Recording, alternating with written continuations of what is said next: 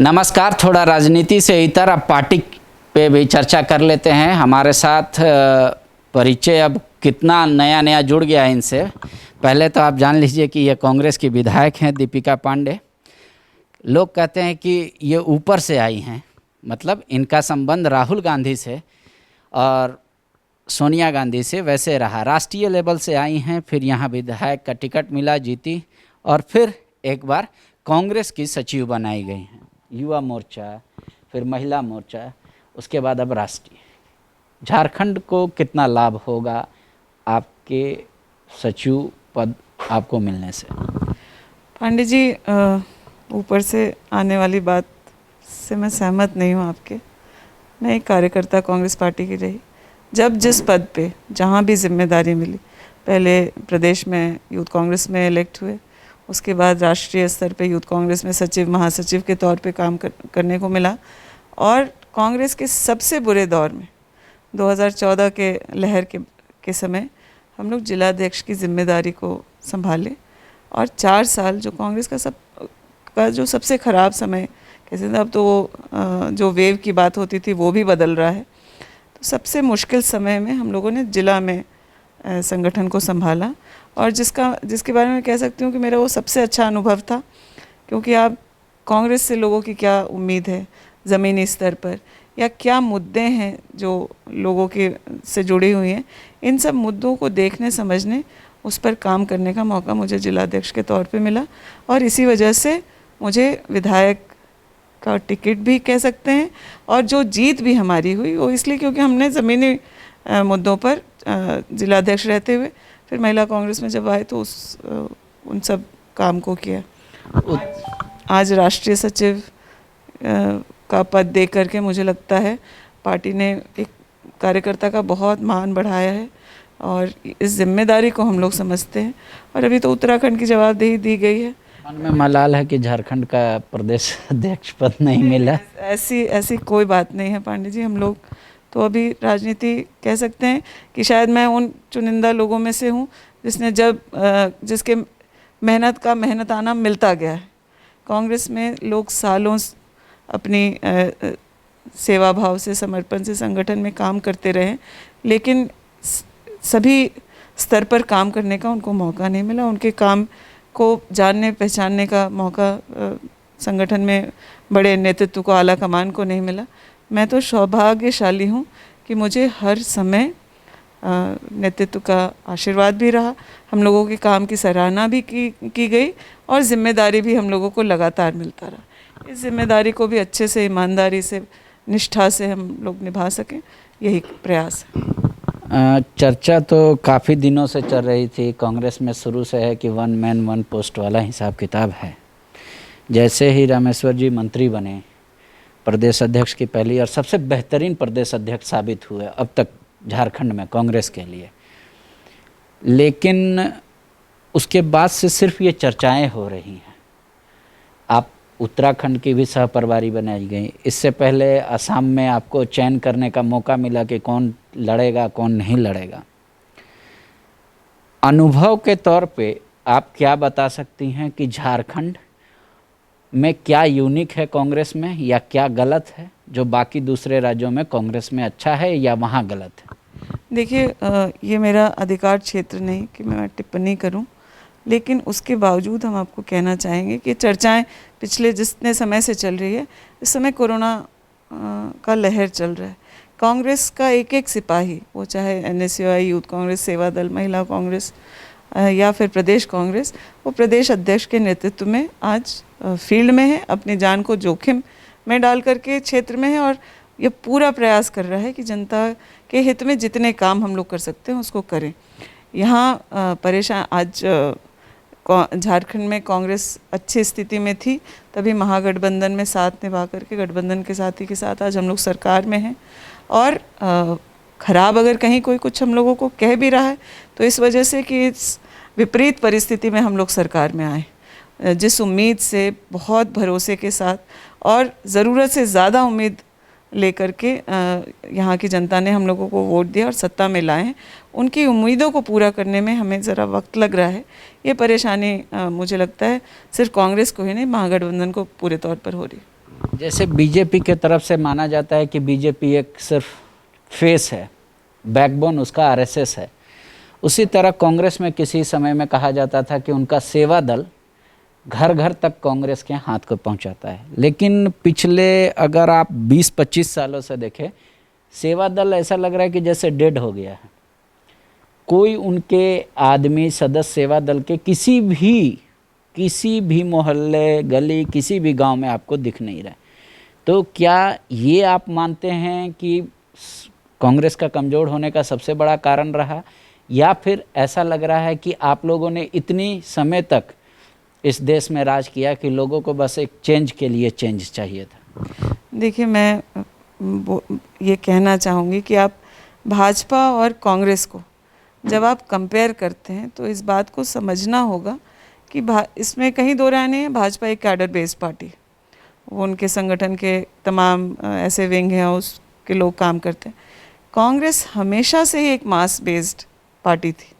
जनता ने हम लोगों के काम पर कभी सिर माथे बिठाया है, और जब हम लोगों से कहीं चूक हुई है तो हमें ज़मीन पर उतार करके भी यह बताया है कि जनता सर्वोपरि है और वो जैसा चाहेंगी, और उनकी उम्मीदों को अगर हम लोग नहीं पूरा कर पाएंगे तो हमें सत्ता से बाहर भी रहना पड़ेगा। मतलब कांग्रेस कभी भी मेहनत करके कैंपेन चला के ड्राइव चला के सत्ता में आई नहीं और सत्ता से बाहर नहीं गई, और बीजेपी को ये सारा पूरा हर घर जाके थाली मांजना पड़ता है तब वो सत्ता में आती है। आप ये कहना? नहीं, हम ये नहीं कहना चाहते। हम ये कहना चाहते हैं कि कांग्रेस के लिए कभी सत्ता के लिए जिस तरह से छल प्रपंच, जोड़ तोड़, खरीद फरोख्त जिस तरीके से भाजपा आज देश में करके सत्ता में आना चाहती है, कांग्रेस ने ये कभी किया है और ना हम लोग कभी ये करेंगे। कांग्रेस सेवा के लिए ज़्यादा जानी जाती है, बजाय इसके कि सत्ता के लोभ के लिए किसी भी स्तर पर गिर जाने के लिए। एक टाइम था जब महंगाई बहुत बड़ा मुद्दा था, जब आप लोग सत्ता में थे केंद्र में। आज भी महंगाई है, आज आपके विधायक, आपके कार्यकर्ता ये बात उठा रहे हैं, पब्लिक उसमें इन्वॉल्व नहीं हो रही है। क्या अब पब्लिक ये मान चुकी है कि चाहे कांग्रेस की सरकार हो या भाजपा की सरकार हो या किसी की भी सरकार हो, महंगाई आप लोगों के बूते की बात नहीं है, सरकार का ये मुद्दा ही नहीं है? महंगाई पहले भी मुद्दा था और आज भी यह मुद्दा है, बल्कि अब शायद हर घर को इस बात का एहसास होगा कि हम लोगों के प्रधानमंत्री मनमोहन सिंह जी ने चुपचाप रहते हुए भी किस तरीके से अर्थव्यवस्था को नियंत्रण में रखने का प्रयास किया। महंगाई आज पहले लोगों को 400 रुपये में सिलेंडर महंगा लगता था, आज 900 रुपये से ऊपर हो गया है सिलेंडर। तो ये अनियंत्रित महंगाई जो है वो भाजपा के कार्यकाल में लोगों को देखना पड़ रहा है, और उससे हर एक घर प्रभावित आने वाले। पब्लिक इन्वॉल्व नहीं हो रही है? नहीं, मुझे नहीं लगता। मुझे लगता है हम आप सभी अपने बजट को हर महीने हम लोगों को देखना पड़ता है, तो उस पर फ़र्क तो दिख रहा है। बस ये समय की बात है कि किस वक्त जो है जनता इसका जवाब देना चाहती है।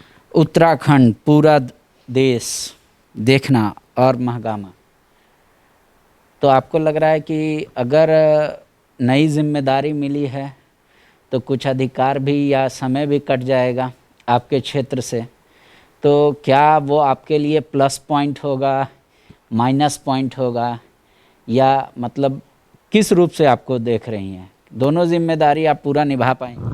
देखिए, ऐसा है, मेरी जो भी पहचान है आज वो संगठन के काम को करके है। मैं लगातार और पार्टी के 24 घंटे की कार्यकर्ता हूँ, और संगठन ने ही मुझे विधायक बनने के लिए टिकट दिया। संगठन में ही मेहनत करके मुझे की सेवा करते हुए जनता ने आशीर्वाद दिया और मैं विधायक बनी। मेरे अपने क्षेत्र महगामा के लिए मेरा बहुत बड़ा दायित्व है, लेकिन पार्टी भी जब जो जिम्मेदारी देती रही, मैं पहले भी बैलेंस करके उसको चलती थी। मैं इसके पहले भी महिला कांग्रेस में राष्ट्रीय स्तर पे काम कर रही थी। इसको दोनों को बैलेंस करके चलना ये मेरे लिए एक चैलेंज है, और मैं पूरा प्रयास करूंगी कि इस रोल को जस्टिफाई कर सकूं। दीपिका बनी कांग्रेस की सचिव, क्या आम आदमी इसको फील कर पाएगा, या एटलीस्ट झारखंड के लोग फील कर पाएंगे कांग्रेस में चेंज? देखिए, बीच में संगठन के लोगों को यह शिकायत रही, या फिर आप आज भी कहीं जाकर के लोगों से सुनेंगे, जो हम लोगों से एक जनरेशन पहले पॉलिटिक्स कर रहे थे, उनकी यह शिकायत लगातार रही कि पार्टी में उन्हें अहमियत नहीं मिल रही, उनकी बातों को नहीं सुना जा रहा। जो ज़मीन पर मेहनत कर रहे हैं या जो चुनावी राजनीति में अच्छा कर रहे हैं, उनको पार्टी में वो महत्व नहीं मिल रहा है। एक बदलाव लाने का प्रयास राहुल गांधी जी ने जब से संगठन की जिम्मेदारी को लिया, वो यूथ कांग्रेस NSUI में इस बदलाव को लाने की कोशिश की। आम लोगों के लिए भी कांग्रेस के दरवाजे खोले गए, ताकि जो भी राजनीति में अपनी भागीदारी सुनिश्चित करना चाहता है वो कांग्रेस पार्टी में NSUI यूथ कांग्रेस के माध्यम से आए और एक एक सीढ़ी चढ़ करके कांग्रेस में के संगठन में अपनी पहचान बनाए, और चुनावी राजनीति में आना चाहता है वहाँ उसकी भागीदारी सुनिश्चित हो, और कांग्रेस जिस काम के लिए जानी जाती है वो जनता की सेवा में अपना योगदान करे। यह बदलाव मेरे संगठन में आने से लोगों को यह लग रहा है कि हाँ, कोई NSUI यूथ कांग्रेस जिला, प्रखंड, इन सब भी जगहों पर काम करने के बाद राष्ट्रीय स्तर पर भी काम कर सकता है। पार्टी पहचान देगी, झारखंड जैसे स्टेट से भी लोग आकर के नेतृत्व करेंगे। मुझे लगता है इससे जो कार्यकर्ता हैं, जो संगठन के लोग हैं, बहुत प्रसन्न हैं। एक बात सामने में आमतौर पे देख रहा हूँ बतौर जर्नलिस्ट कि आज मोदी जी की सभा हो या उनकी पार्टी हो या उनका कोई कार्यक्रम हो या चुनाव का प्रचार हो, आप यूथ जो उनसे एसोसिएटेड भी नहीं हैं, उनके कार्यकर्ता भी नहीं हैं, लेकिन उनको एक अटैचमेंट मोदी जी में दिखता है। लेकिन राहुल जी यूथ होते हुए भी आज भी मैं नहीं देख पा रहा हूँ कि कोई यूथ बेवजह ही कांग्रेस का प्रचार कर रहा हो या झंडा ढो रहा है या एक्साइटमेंट स्वरूप रैली में जा रहा। तो कांग्रेस और यूथ अब काफ़ी मतलब एक लग रहा है समुद्र के दो किनारे हो गए। कब तक ब्रिज ये बन पाएगा कि दोनों किनारा एक हो पाए? देखिए, जहाँ तक यूथ की बात है, ज़रूर एक 2014 में एक जो लहर रहा, उसमें लोगों ने सोशल मीडिया के माध्यम से जो दुष्प्रचार का तंत्र है भाजपा का, और जो बहुत ज़्यादा उम्मीद, एक बदलाव की जो ज़रूरत लोग महसूस कर रहे थे, उसमें मोदी जी को लेकर के आए। लेकिन आज जो भी यूथ है वो आज सड़कों पे उतरा हो चाहे नहीं उतरा हो, लेकिन वो इस बात का उन्हें एहसास है कि बेरोज़गारी अगर सबसे ज़्यादा बढ़ी है तो भाजपा के कार्यकाल में बढ़ी है, महंगाई अगर अनियंत्रित है तो भाजपा के कार्यकाल में, और कोरोना जैसी विपत्ति में जिस काम को सरकार को करना चाहिए था, वो काम यूथ कांग्रेस के जो सिपाही हैं वो आपको सड़कों पर करते हुए मिल रहे हैं। आपने सुना होगा कि यूथ कांग्रेस के राष्ट्रीय अध्यक्ष किस तरीके से लोगों को ऑक्सीजन, खाना, राशन, ज़रूरत पड़ी तो दवाइयों की व्यवस्था करके देने का काम कर रहे थे, और सरकार उनके खिलाफ जांच और इंक्वायरी और पुलिस प्रशासन से उन्हें प्रताड़ित कर रही थी। आज भी रांची के सड़कों में अगर आपको सबसे ज़्यादा दिखे होंगे तो NSUI यूथ कांग्रेस, महिला कांग्रेस, प्रदेश कांग्रेस के लोग दिखे होंगे, जो सेवा भाव से लोगों के बीच में थे, और जनता ने इस बात को महसूस किया। ये विपत्ति का समय है, ये हमारा दायित्व बनता है कि हम सेवा करें, लेकिन जनता ने फ़र्क को देखा है कि कौन अपनी जान को जोखिम पर आकर। यूथ ये समझ रहा है कि जो भी बात राहुल जी कह रहे हैं 4 महीने 6 महीने पहले, जिसको मोदी सरकार को करना चाहिए था, वो ना करने की वजह से आज देश के लोगों के जान को खतरा है। एक आखिरी सवाल, जो कॉलेज से पास आउट हुए हैं, जो एवरेज स्टूडेंट हैं, या उनको एक तो प्रोफेशन की तरह क्यों अपनाना चाहिए राजनीति, उसका जवाब दे दीजिए। क्यों एक राजनीति अच्छा प्रोफेशन हो सकता है उनके लिए, और वो कांग्रेस का ही रुख क्यों करें? देखिए, देश को आगे बढ़ाने के लिए, सशक्त करने के लिए सबसे ज़्यादा ज़रूरी है कि देश में अच्छे लीडर्स हों।